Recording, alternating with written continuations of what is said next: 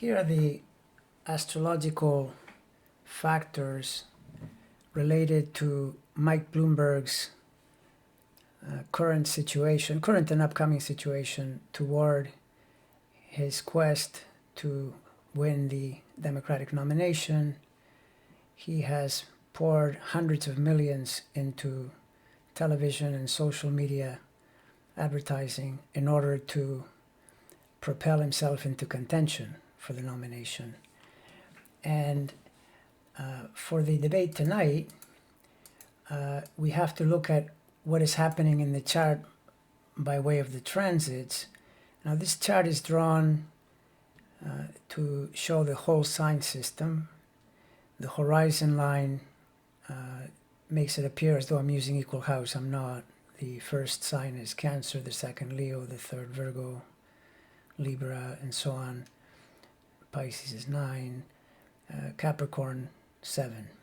So the seventh sign, you can see, is heavily populated by transits. Now the seventh sign is the 10th from the 10th. So the seventh is like a secondary career house. The 10th is the primary. The seventh is like an adjunct career house.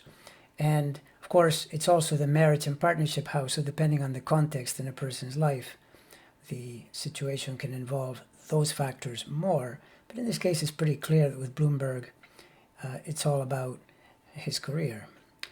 And we see that there are multiple planets going through there, including the moon, very symbolically, happens to be in Capricorn tonight. But the most important is Saturn. Saturn is right on the angle. For the debate, you could say it's already on the angle as of around a week ago, and will continue to be on the angle during Super Tuesday. So this is a critical moment in his quest. And Saturn can be an important, powerful, positive agent in the sense that it's a coalescing, congealing, building principle, and things cannot happen without Saturn. However, it is also a very powerful accountability factor, and it's why he is very likely to face some tough questions tonight. In fact, Saturn is never really pleasant. It's always a bit of a rough test. So the things that he said, the things that he's done, they're going to come up for review, and he needs to get through this unscathed, or take limited damage, or maybe even somehow raise his profile as a result. If any of those happen, short of a total disaster, whereby with Saturn, it could end. Saturn has that quality of, no, this isn't going to work, game over. But if he's able to survive, Saturn then moves forward slowly but surely over the days, so that it will first trine his Neptune, which is very helpful for popularity, and then it'll station in early Aquarius, which is a relatively harmless place in his chart. But meanwhile, Jupiter is moving its way up, and it will trine these Taurus planets on its way to making a full conjunction to that angle, which happens in May, really by late April.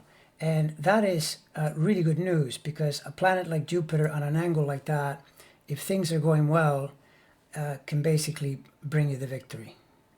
It is an incredibly, incredibly beneficial planet. And Bloomberg has a really strong Jupiter over here in Gemini, trining his Aquarius planets.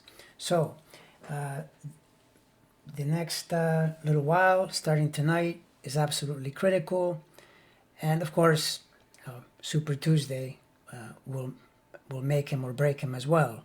So perhaps where we'll see some clarity around all this is right after Super Tuesday. How he's doing will tell us, because if he's gaining momentum, then his possibilities increase dramatically as we go into the spring, late spring, and into summer.